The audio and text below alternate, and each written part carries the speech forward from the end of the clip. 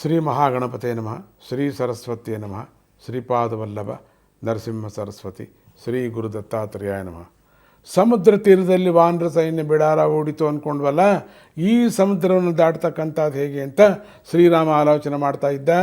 ಅಷ್ಟರಲ್ಲಿ ಆಕಾಶದಲ್ಲಿ ರಾವಣಾಸುರನ ಹೋಲ್ತಕ್ಕಂಥ ಒಂದು ಬಲಿಷ್ಠವಾಗಿರ್ತಕ್ಕಂಥ ರಾಕ್ಷಸ ಕಾಣಿಸ್ಕೊಂಡ ಅಂತ ನಾವು ಅಂದ್ಕೊಂಡ್ವಲ್ಲ, ಅವನು ಶರಣು ಶ್ರೀರಾಮಚಂದ್ರ, ಶರಣು ಶ್ರೀರಾಮಚಂದ್ರ ಅಂತ ಕೂಕೋತಾ ಇದ್ದಾನೆ.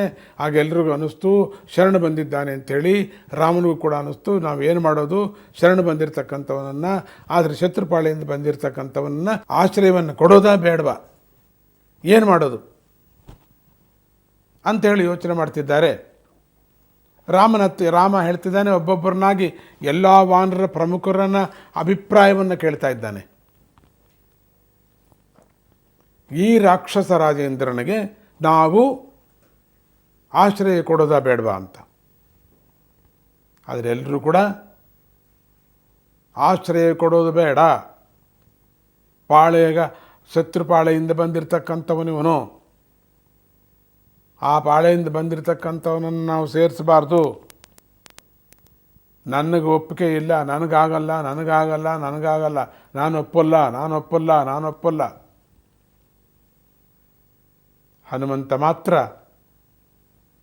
ಏನೂ ಕೂಡ ಮಾತಾಡಲಿಲ್ಲ. ನಮ್ಮ ಪ್ರಭು ಒಂದು ಮೂಲೆಯಲ್ಲಿ ಕೂತ್ಕೊಂಡಿದ್ದಾನೆ, ರಾಮ ಅಂತ ಜಪ ಮಾಡ್ತಾ ಕೂತಿದ್ದಾನೆ. ಕೊನೆಗೆ ರಾಮನೇ ಹನುಮಂತನನ್ನು ಕರೆದು, ಏನು ಹನುಮ, ನಿನ್ನ ಅಭಿಪ್ರಾಯ ಏನು ಅಂತ ಕೇಳ್ತಾನೆ.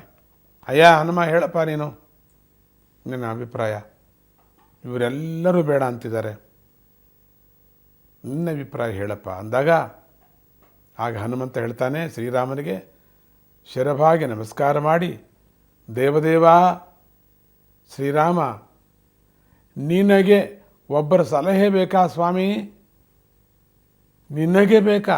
ಆಹಾ, ಎಲ್ಲರ ಬುದ್ಧಿಗಳನ್ನು ನಡೆಸ್ತಕ್ಕಂಥವನು ನೀನಲ್ವಾ ಸ್ವಾಮಿ, ಸಕಲರಿಗೂ ಆಶ್ರಯ ಕೊಡ್ತಕ್ಕಂಥವನು ನೀನಲ್ವಾ ಪ್ರಭು.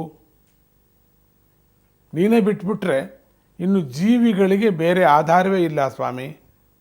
ಯಾಕೆಂದರೆ ವಿಭೀಷಣನ ಸಂಗತಿ ಸ್ವಲ್ಪ ಗೊತ್ತಿತ್ತಲ್ಲಿ ಆ ಸಭೆಯಲ್ಲಿ. ಅವನು ಮಾತಾಡಿದ ಬಗೆ, ರಾಮನನ್ನು ಹೊಗಳದ ಬಗೆ, ಅಣ್ಣನಿಗೆ ಬುದ್ಧಿ ಹೇಳಿದ ಬಗೆ, ರಾವಣಾಸುರನ ಬುದ್ಧಿ ಹೇಳಿದ ಬಗೆ, ರಾವಣಾಸುರ ಅವನಲ್ಲಿ ಶತ್ರುತ್ವ ಬಗೆ ಎಲ್ಲವನ್ನೂ ಹೇಳಿದ. ಆಗ ಆ ಹನುಮಂತನಿಗೆ ಬೆಂಕಿ ಹಚ್ಚಿ ಅದಕ್ಕನ್ನು ಮುಂಚೆ ಅವನನ್ನು ಸಾಯಿಸಿಬಿಡಿ ಅಂತ ವಿರೋಧ ಮಾಡಿದ ಬಗೆ, ಆಮೇಲೆ ಬೆಂಕಿ ಹಚ್ಚಿ ಅಂತ ಹೇಳ್ಕೊಂಡ್ರು. ಹಾಗೆ ಇದೆಲ್ಲವನ್ನು ಜ್ಞಾಪಿಸ್ಕೊಂಡ. ಅದಕ್ಕಾಗಿ ಹೊರಗೇನು ಹೇಳಲಿಲ್ಲ. ಅದರಲ್ಲೂ ಈಗ ಶರಣ ಬಂದಿದ್ದಾನೆ, ವಿಷ್ಣು ಭಕ್ತ ಇವನು, ಉತ್ತಮವಾದವನು. ನನ್ನನ್ನು ಯಾಕೆ ಕೇಳ್ತಿದ್ದಾನೆ ಇವನು ರಾಮ, ನನಗೇನು ಪರೀಕ್ಷೆ ಮಾಡೋಕ್ಕಿದು ಪ್ರಭು, ನನಗನ್ನ ಹೆಚ್ಚಿಗೆ ನಿನಗೆ ಗೊತ್ತಿಲ್ವಾ ಅಂತ ಮನಸ್ಸಿನಲ್ಲೇ ಅನ್ಕೋತಾ, ನಿನ್ನನ್ನು ಆಶ್ರಯ ಬಂದಿರತಕ್ಕಂಥವ್ರು ಸಾಧಾರಣದವರೇ ಆಶ್ರಯ ಯಾರು ಬಂದರೆ ಅವ್ರಿಗೇನೋ ಒಂದು ಸಹಾಯ ಮಾಡ್ತೀವಿ ಅಂತ, ಅದರಲ್ಲಿ ನಿನಗೆ ಆಶ್ರಯ ಶರಣು ಅಂದಾಗ ನೀನು ಆಶ್ರಯ ಕೊಡಬೇಕಲ್ವಾ ಸ್ವಾಮಿ. ಆದರೂ ನಾನು ಹೇಳೋದೆಂಥದ್ದು, ಅದಕ್ಕೆ ನಿನ್ನ ಎಲ್ಲ ಜೀವಿಗಳು ನಿನ್ನ ಮೇಲೆ ಆಧಾರ ಪಟ್ಟಿದ್ದಾರಲ್ವಾ ಅಂತ ಹೇಳಿದಾಗ, ಹನುಮಂತನ ಮಾತುಗಳನ್ನು ಕೇಳಿ ಶ್ರೀರಾಮನು ಮಂದಹಾಸದಿಂದ ವಾನರರಿಗೆ ಹೀಗೆ ಹೇಳ್ತಾ ಇದ್ದಾನೆ. ಒಂದು ಸಲ ಯಾರು ಶರಣು ಅಂದರೆ ನನ್ನ ಮುಂದೆ ಬಂದು ಅಷ್ಟೇ ಸಾಕು, ಆತ್ಮಾರ್ಪಣೆ ಮಾಡಿಕೊಂಡ್ರೆ ಸಾಕು. ಅಂದರೆ ಶರಣು ಅಂತ ಆತ್ಮ ಅರ್ಪಣೆ ಅಂದರೆ ಅರ್ಪಣೆ ಮಾಡಿಕೊಳ್ತಕ್ಕಂಥದ್ದು. ಆತ್ಮಾರ್ಪಣೆ ಅಂದರೆ ನಿನ್ನ ಸೆಲ್ಫ್ ಸರೆಂಡರ್, ಹೋಗಿ ಬಿದ್ದುಬಿಡೋದು, ಬೇಡ ನೀನೇ ಸರ್ವಸ್ಸು ಅಂತಂದರೆ ಸಾಕು.